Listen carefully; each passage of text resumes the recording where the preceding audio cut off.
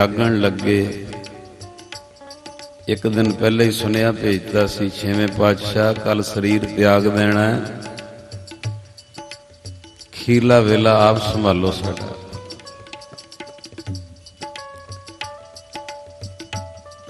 ਉਹ ਰਾਤ कैसा विराग होएगा भी, संगत सारी जुड़ी होएगी भी अज राती बाबा बुढ़ा जी साहब जी ने चोला बदल लेना।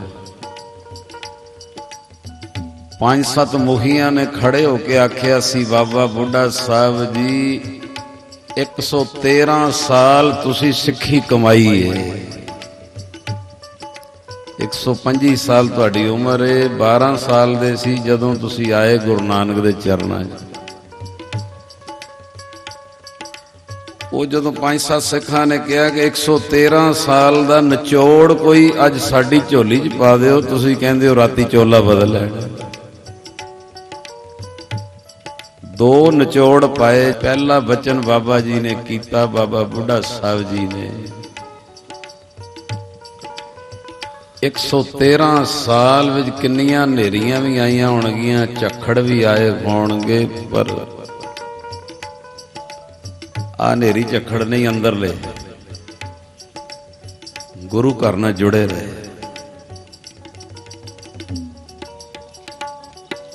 113 साल का पहला निचोड़ फिर पाया कि सिख बाणी भी पढ़े, सिमरन भी करे, पाठ पूजा भी करे,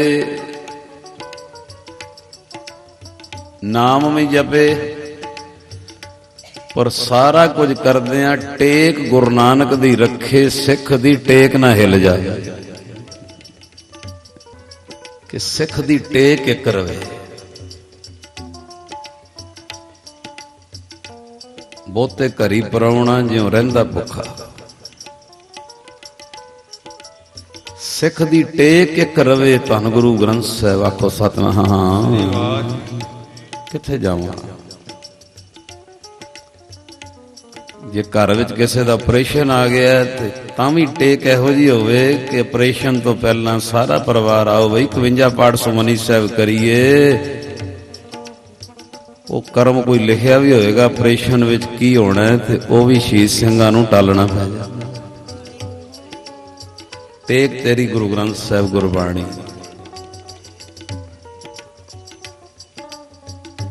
दुख विच भी सुख विच भी।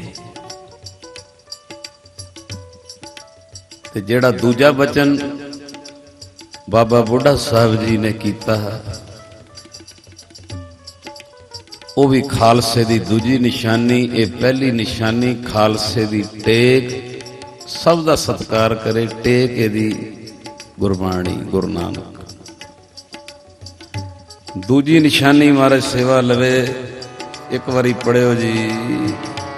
खालसा खालसा बोलो खालसा खालसा वाह वाह वाह वाह।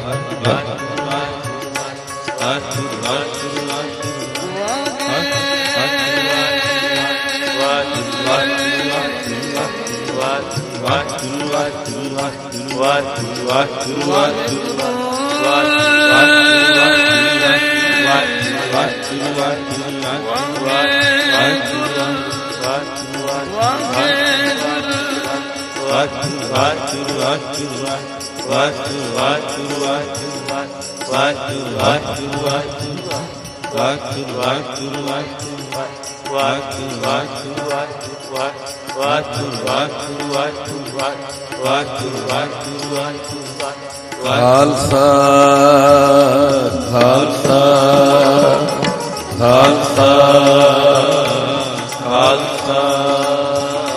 खालसा खालसा खालसा खालसा।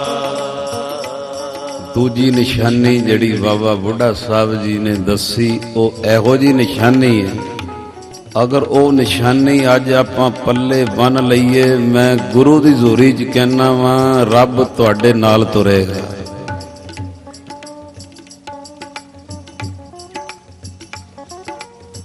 तुहानू बोड़ेगा। वो निशानी एडी जबरदस्त है, पकड़ च आ जाए। 113 साल घट नहीं होंगे सिखी कमाई बाबा जी। बाबा जी शरीर त्यागन लगे हो, 5-7 मुखी कहते बाबा बुढ़ा साहब जी 113 साल का कोई निचोड़ दे जो। ये चीज़ां मिलदियां ही आप कई बार घर के बजुर्ग कोलों फिर राय लेने, उन्हें हंडिया वरते शरीर से। आम बंदे नूं नहीं पता किहड़े रस्ते च किहड़ा टोया आउणा है, जिहड़ा गया होवे उहनूं फिर पछाण हो जाती, वो रस्ते ते तुरिया होवे। ये दूसरा निचोड़ बाबा बुढ़ा साहब जी ने दिता, इन्ना शरीर विच आपां धारण करन वाला। बाबा बुढ़ा साहब जी कहते बई 113 सालां दा दूजा निचोड़, सिख किसे गुण वालों अगे चला जाए। ध्यान दे, सुंदरता वालों अगे चले जाए, कीर्तन करन वालों अगे चले जाए, कथा करन वालों अगे चला जाए, बुलारा बनने में अगा चला जाए, कोई सभा सोसाइटी चलाउण विच अगे चला जाए, कोई सेवा करन विच अगे चला जाए, किसे औहदे विच अगे चला जावे। बाबा जी कहंदे 113 साल दा निचोड़, सिख किसे गुण विच अगे निकल जावे, किसे गुण विच अगे निकल जावे, पर अपने जीवन विचों सिख गुर प्रसाद ना भुल जावे।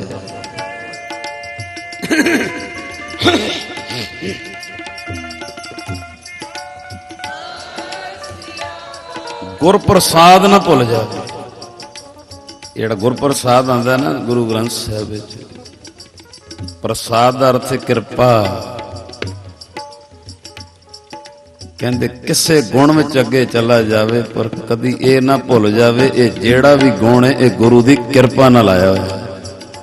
आखो सतनाम। हुण इहनूं पकड़ना तुसी,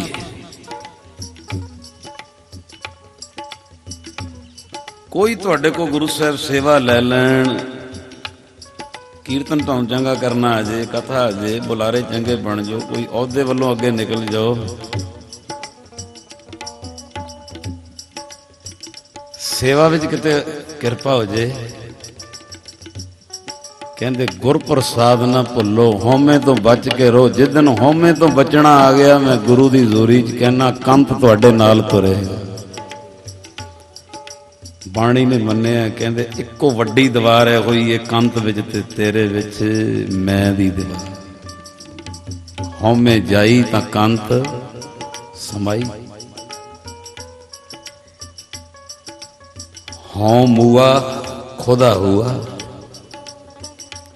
होमे नामे नाल विरोध है, दोए ना बसे। ये सब नूं हथ जोड़ के बेनती है, इहदा स्वाद किवें दसां, किवें बोलां, किवें दलील दियां। गुर प्रसाद ना भुलो। होमे छाल मार दी है, इन्नी भैड़ी है, इन्नी भैड़ी है, इन्नी भैड़ी है, तुहाडा कीता होया गुणां दा खजाना रोल देंदी। बाबा जी ने कहा, मैं तां कह रहा, होमे सेवा ना होई तां मन व्यर्थ। होमे सेवा भी डोल दी है ते होमे परचे भी पांदी है, होमे पड़दे भी नंगे कर दी है ते होमे गुरु दी पिठ भी करा देंदी है। किते एनू कंट्रोल करके गुर प्रसाद ले आईए ते पड़दे नंगे नहीं होणगे, पड़दे कजने शुरू हो जाएंगे, परचे नहीं पैणगे, पड़दे कजने शुरू हो जाए। गुर प्रसाद किते आ जाए। खालसा गुणा दे हुंदियां गुर प्रसाद ना भुले। ये मैं किवें आप जी दे ये गुरप्रसाद ऐसा उच्ची पढ़ाई है, यदि पकड़ आ जाए, अंदर वस जे, किरपा हो जाए, किसी चीज विच तुहाडे को काम हो जाए, सफलता मिल जाए, एक जड़ा अंदरों गुरप्रसाद है, ये खालसे दी दूजी निशानी। यूनान शहर है, ओदी एक प्रसिद्ध घटना है।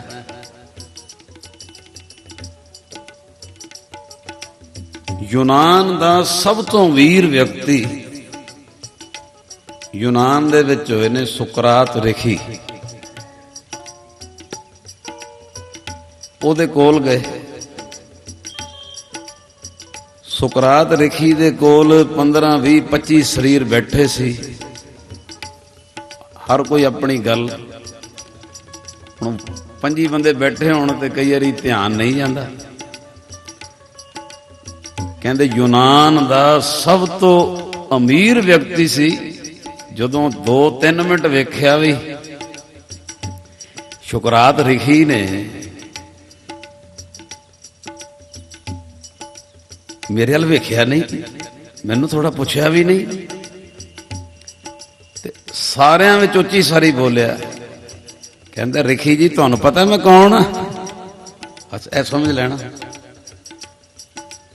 सब तो अमीर व्यक्ति पर गुरप्रसाद नहीं कहो लगा। कहंदा जी तुहानू पता मैं कौन हाँ? यूनान दा वीर व्यक्ति। सुकरात ऋषि हस पे, कहंदे तू की दसना है मैं कौन हाँ? आ तैनू असीं दसदे तू कौन है? कहंदा जी मैं सब तो अमीर व्यक्ति हाँ यूनान दा, तुहानू पता मैं कौन हाँ?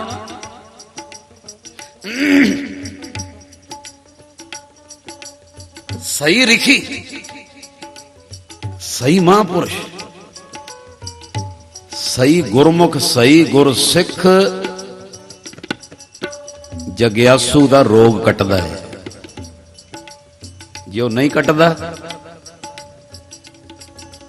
स्वाद नहीं।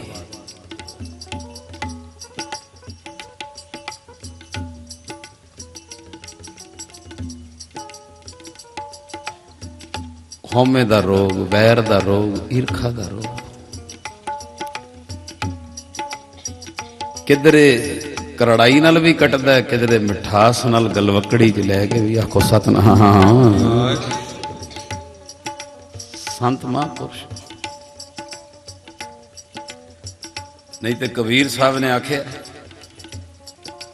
कबीर माए मुंडों तिस गुरु की जाते भरम ना जाए। कहंदे जेड़ा गुरु अपने सिख दा भरम रोग नहीं कट सकदा, फिर वो गुरु कहदा।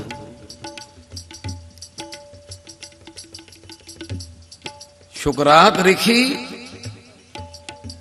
जेड़ी उस वेले कहंदे यूनान दे अमीर व्यक्ति जो खुशबू आई ते तरस आ गया, कहंदे दवाई दे के भेजिए, आखो सतनाम, रोग कट के भेजिए। अमीर व्यक्ति कहंदे जी तुहानू पता मैं कौन हाँ?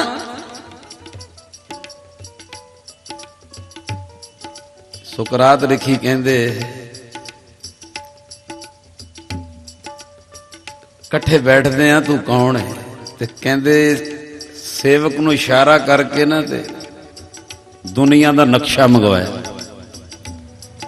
वो सब तो अमीर व्यक्ति दे अगे नक्शा खोल दिता ते कहंदे सुकरात ऋषि कहंदा भी आ धरती दा नक्शा है,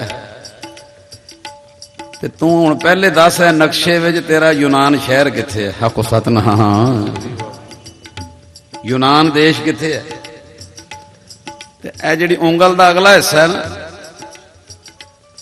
इस तो भी अद्धा क गोल बिंदु, वो एडे बड़े नक्शे दे विच यूनान शहर, इन्ना क अद्धा बिंदु उंगल दा भी अगला हिस्सा। कहंदा जी आ यूनान है देश नक्शे विच। ते सुकरात ऋषि कहंदे फिर ऐस यूनान नक्शे दे विच तेरा जिहड़ा देश है एथस, ओ किथे शहर तेरा? ये देश विच। ਕਹਿੰਦੇ ਉਹ ਜਿਹੜਾ ਸ਼ਹਿਰ ਸੀ ਨਾ, ਇਹ ਕਹਿੰਦੇ ਇੱਕ ਨਿੱਕੀ ਜਿਹੀ ਬਿੰਦੀ, ਆਖੋ ਸਤਨਾਮ। ਕਹਿੰਦੇ ਆ ਜਿਹੜਾ ਨਿੱਕਾ ਜਿਹਾ ਬਿੰਦੂ, ਇਹ ਮੇਰਾ ਸ਼ਹਿਰ ਹੈ ਜਿੱਥੇ ਰਹਿਣਾ। ਤੇ ਸੁਕਰਾਤ ਲਿਖੀ ਕਹਿੰਦੇ ਇਹ ਸ਼ਹਿਰ ਵਿੱਚ ਹੁਣ ਦੱਸ ਤੇਰਾ ਘਰ ਕਿੱਥੇ ਹੈ। ਹੁਣ ਬਿੰਦੂ ਤੋਂ ਅੱਗੇ ਜਗ੍ਹਾ ਹੀ ਨਾ ਲੱਭੇ, ਵੀ ਕਿੱਥੇ ਦੱਸੇ ਵੀ ਮੇਰਾ ਘਰ ਕਿੱਥੇ ਕਰਕੇ।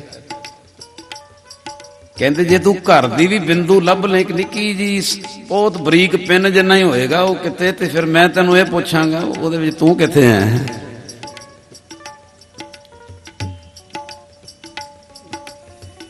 ਕਹਿੰਦੇ ਤੂੰ ਐਡੀ ਵੱਡੀ ਪੰਡ ਲੈ ਕੇ ਬੈਠਾ, ਤੁਹਾਨੂੰ ਪਤਾ ਮੈਂ ਕੌਣ ਆ। ਐਡੇ ਵੱਡੇ ਧਰਤੀ ਦੇ ਨਕਸ਼ੇ 'ਚ ਇੱਕ ਤੇਰਾ ਸ਼ਹਿਰ ਨਿੱਕਾ ਜਿਹਾ ਬਿੰਦੂ, ਉਸ ਤੋਂ ਉੱਤੇ ਤੂੰ, ਤੇਰਾ ਘਰ ਇੱਕ ਨਿੱਕਾ ਜਿਹਾ, ਤੂੰ ਲੱਭਦਾ ਹੀ ਨਹੀਂ ਪਿਆ ਵਿੱਚ। ਔਰ ਇਹੋ ਜੀਆਂ ਅਨੰਤ ਧਰਤੀਆਂ ਪਰਮੇਸ਼ਰ ਦੀਆਂ, ਇਹੋ ਜਿਹੇ ਅਨੰਤ ਨਕਸ਼ੇ, ਅਨੰਤ ਸੂਰਜ, ਅਨੰਤ ਚੰਦਰਮਾ, ਅਨੰਤ ਧਰਤੀਆਂ, ਐਡੀ ਵੱਡੀ ਸ੍ਰਿਸ਼ਟੀ 'ਚ ਤੂੰ ਕੌਣ ਹੈ। ਆਖੋ ਸਤਨਾਮ। ਇੱਕ ਗਿਆਨ ਦੇਣਾ ਸੀ, ਉਹਦਾ ਰੋਗ ਕੱਟਣਾ ਸੀ। ਔਰ ਐਡਾ ਭਾਰਾ ਰੋਗ ਜਿਹੜਾ ਮੈਂ ਦਾ ਰੋਗ, ਮੈਂ ਕੌਣ ਆ। ਸੁਕਰਾਤ ਲਿਖੀ ਕਹਿੰਦੇ ਭੋਲਿਆ, ਭਾਵੇਂ ਤੂੰ ਸਭ ਤੋਂ ਅਮੀਰ ਵਿਅਕਤੀ, ਪਰ ਪਰਮੇਸ਼ਰ ਦੀ ਸ੍ਰਿਸ਼ਟੀ ਦੇ ਵਿੱਚ ਤੇਰੀ ਇੱਕ ਨਿੱਕੇ ਜਿਹੇ ਬਿੰਦੂ ਜਿੰਨੀ ਜਗ੍ਹਾ ਵੀ ਨਹੀਂ। ਹਉਮੈ ਲੱਥ ਗਈ, ਏਡੀ ਵੱਡੀ ਸ੍ਰਿਸ਼ਟੀ ਮੈਂ ਕੁਛ ਵੀ ਨਹੀਂ, ਕੁਛ ਵੀ ਨਹੀਂ। ਕਹਿੰਦੇ ਜਦੋਂ ਹਉਮੈ ਲੱਥ ਗਈ, ਉਹ ਹੱਥ ਇੰਝ ਜੁੜ ਗਏ, ਜਿਹੜੀ ਅੰਦਰ ਦੀ ਮੈਲ ਸੀ, ਮੈਂ ਕੌਣ ਆ, ਮੇਰੇ ਵੱਲ ਧਿਆਨ ਨਹੀਂ ਦੇ ਰਹੇ। ਉਹ ਜਦੋਂ ਸਾਰਾ ਅੰਦਰ ਦਾ ਨਸ਼ਾ ਲੱਥ ਗਿਆ, ਰੰਗ ਰੂਪ ਹੀ ਹੋਰ, ਗੱਲ ਹੀ ਹੋਰ। ਹੁਣ ਤੈਨੂੰ ਸਮਝਾਉਣ ਨਾਲ ਚਲੀ ਗਈ ਏ, ਪਰ ਹੋ ਸਕਦਾ ਹੈ ਕਿ 2 ਦਿਨ ਬਾਅਦ ਫੇਰ ਆ ਜਾਏ। ਜਿਵੇਂ ਗੁਰੂ ਗੋਬਿੰਦ ਸਿੰਘ ਜੀ ਨੇ ਕਿਹਾ ਹੈ ਨਾ, ਸਤਸੰਗ 3 ਤਰ੍ਹਾਂ ਦਾ, ਇੱਕ ਪੱਥਰ ਵਰਗਾ, ਇੱਕ ਤੋਲੀਏ ਵਰਗਾ, ਇੱਕ ਪਤਾਸੇ ਵਰਗਾ। ਮਹਾਰਾਜ ਸਮਝੇ ਨਹੀਂ, ਕਹਿੰਦੇ ਪੱਥਰ ਬਾਲਟਾ ਮੰਗਾਇਆ, ਪਾਣੀ ਪਾਇਆ, ਵੀ ਪੱਥਰ ਵਿੱਚ ਪਾਤਾ। ਮਹਾਰਾਜ ਕਹਿੰਦੇ ਕੱਢੋ, ਕੱਢਿਆ ਤੇ 5 ਮਿੰਟ ਬਾਅਦ ਸੁੱਕ ਗਿਆ। ਮਹਾਰਾਜ ਕਹਿੰਦੇ ਪਹਿਲਾ ਸਤਸੰਗ ਇਹ ਹੈ ਕਿ ਜਿੰਨਾ ਚਿਰ ਪੱਥਰ ਪਾਣੀ 'ਚ ਤੇ ਭਿੱਜਿਆ ਰਿਹਾ, ਬਾਹਰ ਕੱਢਿਆ ਸੁੱਕ ਗਿਆ। ਕਈ ਵਾਰੀ ਸੰਗਤ ਵਿੱਚ ਮਨ ਭਿੱਜਿਆ ਰਹਿੰਦਾ ਵੀ ਅੱਜ ਤੋਂ ਬਾਅਦ ਗੁਰਪ੍ਰਸਾਦ ਨਹੀਂ ਭੁੱਲਣਾ, ਬਾਹਰ ਜਾਂਦਾ ਬੰਦਾ ਫਿਰ ਸੁੱਕ ਜਾਂਦਾ ਉਸ ਵੇਲੇ 5 ਮਿੰਟ ਬਾਅਦ। ਦੂਜਾ ਸਤਸੰਗ ਮਹਾਰਾਜ ਨੇ ਤੋਲੀਆ ਪਾਇਆ ਬਾਟੇ 'ਚ, ਉਹਨੂੰ ਕੱਢਿਆ ਤੇ ਮਹਾਰਾਜ ਕਹਿੰਦੇ ਇਹ 5 ਮਿੰਟ ਬਾਅਦ ਨਹੀਂ ਸੁੱਕੇਗਾ, ਇਹਨੂੰ ਸੁੱਕਦਿਆਂ ਹੁਣ ਲੱਗਣਗੇ 8-10 ਘੰਟੇ, 5-7 ਘੰਟੇ। ਇਹ ਦੂਜਾ ਸਤਸੰਗ ਹੈ ਤੋਲੀਏ ਵਰਗਾ, ਕਿ ਸਤਸੰਗ 'ਚ ਬੰਦਾ ਭਿੱਜਦਾ ਤੇ ਫਿਰ ਕਈ ਵਾਰੀ ਜਾ ਕੇ 5-7 ਦਿਨ ਭਿੱਜਿਆ ਰਹਿੰਦਾ, ਤੇ ਉਸ ਤੋਂ ਬਾਅਦ ਫਿਰ ਸੁੱਕਣਾ ਸ਼ੁਰੂ ਹੋ ਜਾਂਦਾ। ਫਿਰ ਤੀਜਾ ਸਤਸੰਗ ਗੁਰੂ ਗੋਬਿੰਦ ਸਿੰਘ ਜੀ ਨੇ ਪਤਾਸੇ ਪਾਏ, ਉਸੇ ਬਾਟੇ ਵਿੱਚ ਘੋਲ ਦਿੱਤੇ। ਕਹਿੰਦੇ ਜਿਵੇਂ ਪੱਥਰ ਕੱਢਿਆ ਸੀ, ਜਿਵੇਂ ਤੌਲੀਆ ਕੱਢਿਆ ਸੀ, ਕੱਢੋ ਪਤਾਸੇ ਬਈ।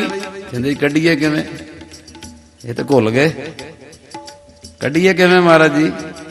ਮਹਾਰਾਜ ਕਹਿੰਦੇ ਆ ਤੀਜਾ ਸਤਸੰਗ ਪਤਾਸੇ ਵਰਗਾ, ਕਿ ਪਹਿਲਾ ਰੂਪ ਸਦਾ ਲਈ ਖਤਮ ਹੋ ਜਾਂਦਾ।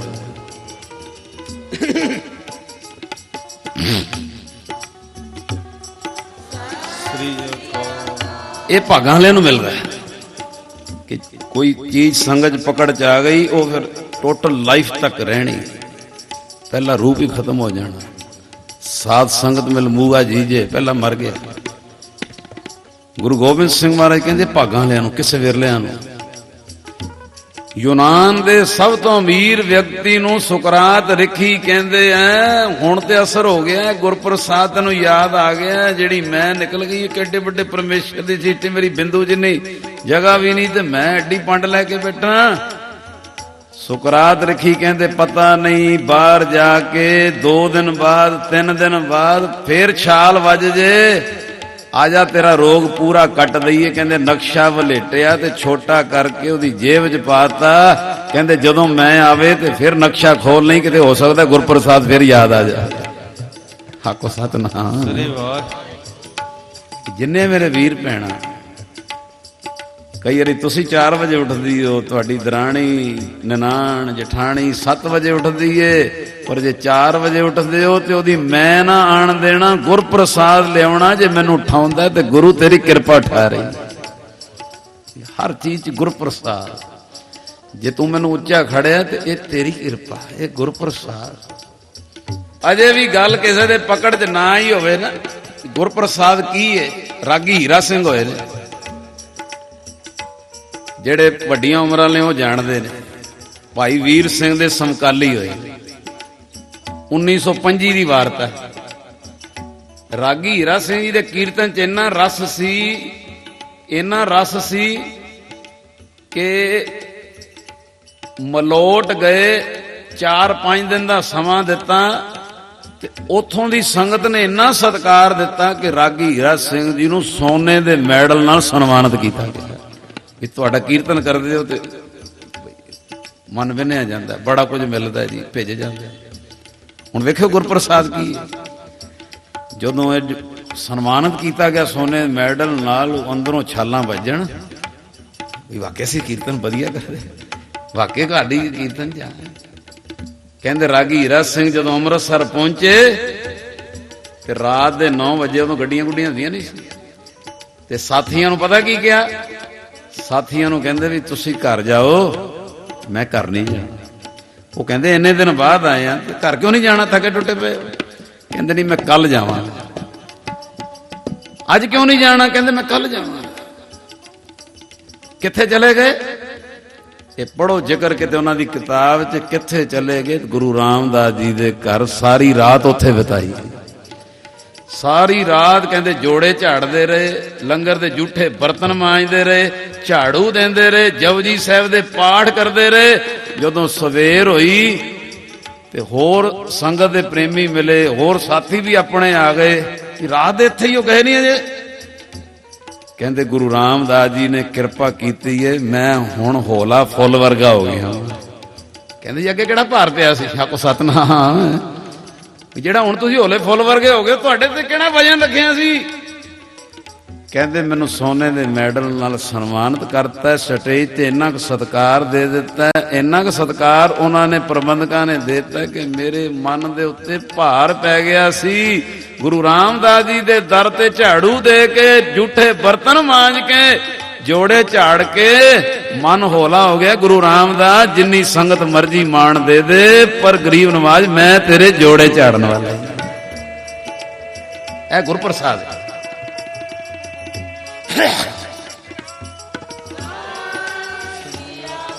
ਇਹ ਹੈ ਗੁਰਪ੍ਰਸਾਦ।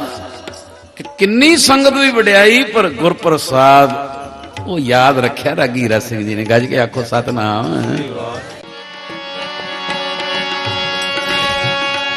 ਖਾਲਸਾ ਖਾਲਸਾ ਖਾਲਸਾ ਖਾਲਸਾ ਖਾਲਸਾ मेरो रूप है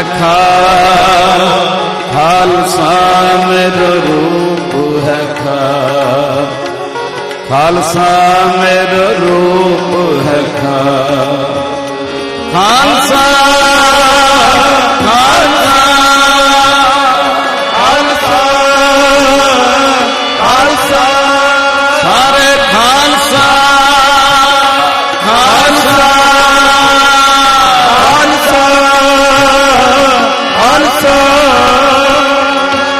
बोले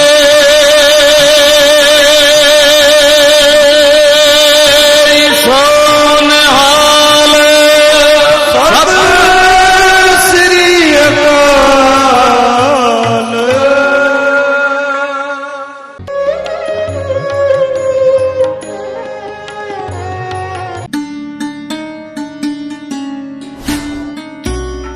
ਬੀਬੀ ਕੌਲਾਂ ਜੀ ਭਲਾਈ ਕੇਂਦਰ ਟਰਸਟ ਚੈਰੀਟੇਬਲ ਅਤੇ ਭਾਈ ਸਾਹਿਬ ਭਾਈ ਗੁਰਿਕਬਾਲ ਸਿੰਘ ਜੀ ਵੱਲੋਂ ਮਨੁੱਖਤਾ ਦੀ ਭਲਾਈ ਹਿੱਤ ਕੀਤੇ ਜਾ ਰਹੇ ਕਈ ਕਾਰਜਾਂ ਦੀ ਸੇਵਾ ਗੁਰੂ ਸਾਹਿਬ ਜੀ ਲੈ ਰਹੇ ਹਨ। ਪੂਰੇ ਭਾਰਤ ਵਿੱਚ 18 ਵੱਖ-ਵੱਖ ਭਲਾਈ ਕੇਂਦਰਾਂ ਰਾਹੀਂ ਤਕਰੀਬਨ 5000 ਤੋਂ ਵੀ ਵੱਧ ਵਿਧਵਾ ਬੀਬੀਆਂ ਫ੍ਰੀ ਰਾਸ਼ਨ ਪ੍ਰਾਪਤ ਕਰ ਰਹੀਆਂ ਹਨ। ਵੱਖ-ਵੱਖ ਥਾਵਾਂ ਤੇ 3 ਚੈਰੀਟੇਬਲ ਹਸਪਤਾਲ, ਸ਼੍ਰੀ ਦਰਬਾਰ ਸਾਹਿਬ ਅੰਮ੍ਰਿਤਸਰ ਵਿਖੇ ਦੂਰੋਂ ਆਉਣ ਵਾਲੀ ਸੰਗਤ ਦੇ ਠਹਿਰਨ ਲਈ ਹਰ ਸਹੂਲਤ ਨਾਲ ਲੈਸ 2 ਸਾਰਾਵਾਂ, ਸ਼੍ਰੀ ਅੰਮ੍ਰਿਤਸਰ ਸਾਹਿਬ ਵਿਖੇ CBSE ਤੇ ਆਧਾਰਿਤ 3 ਬੀਬੀ ਕੌਲਾਂ ਜੀ ਪਬਲਿਕ ਸਕੂਲ, ਲੋੜਵੰਦ ਬੱਚੀਆਂ ਲਈ ਸ਼੍ਰੀ ਅੰਮ੍ਰਿਤਸਰ ਸਾਹਿਬ ਵਿਖੇ ਹੀ ਫ੍ਰੀ ਕੰਪਿਊਟਰ ਅਤੇ ਡਰੈਸ ਡਿਜ਼ਾਈਨਿੰਗ ਸੈਂਟਰ ਅਤੇ ਨਾਲ ਹੀ ਨੌਜਵਾਨ ਬੱਚੇ ਬੱਚੀਆਂ ਨੂੰ ਗੁਰਬਾਣੀ ਅਤੇ ਇਤਿਹਾਸ ਨਾਲ ਜੋੜਨ ਲਈ ਚਲਾਈਆਂ ਗਈਆਂ ਕਈ ਲਹਿਰਾਂ ਦੀ ਸੇਵਾ ਵੀ ਸਤਿਗੁਰੂ ਜੀ ਨੇ ਟਰਸਟ ਕੋਲੋਂ ਲਈ ਹੈ ਅਤੇ ਹੁਣ ਵੀ ਲੈ ਰਹੇ ਹਨ। ਅਤੇ ਇਹਨਾਂ ਤੋਂ ਇਲਾਵਾ ਕਈ ਇਤਿਹਾਸਕ ਗੁਰਦੁਆਰਾ ਸਾਹਿਬਾਨ ਦੀ ਕਾਰ ਸੇਵਾ ਅਤੇ ਅੰਮ੍ਰਿਤਸਰ ਸਾਹਿਬ ਦੇ ਸ਼ਹਿਰ ਦੇ ਚੌਂਕਾਂ ਨੂੰ ਸੁੰਦਰ ਬਣਾਉਣ ਦੀ ਸੇਵਾ ਵੀ ਗੁਰੂ ਸਾਹਿਬ ਜੀ ਟਰਸਟ ਕੋਲੋਂ ਲੈ ਰਹੇ ਹਨ। ਇਹ ਸਾਰੀਆਂ ਸੇਵਾਵਾਂ